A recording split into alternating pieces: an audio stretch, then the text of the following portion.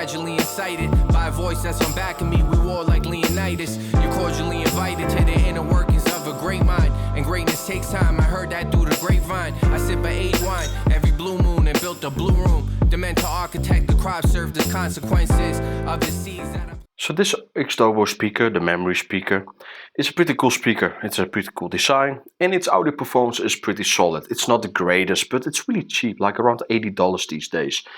And I was even very lucky to get it for $50, so that's really a great deal.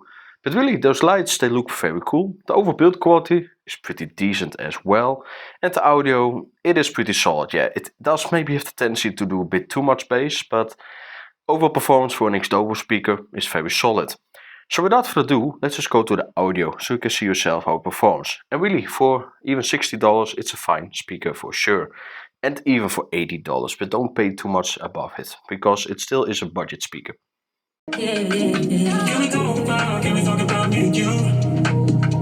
Can we talk about the truth? I wanna know, I wanna know. Can we talk about me and you? Can we talk about me and you?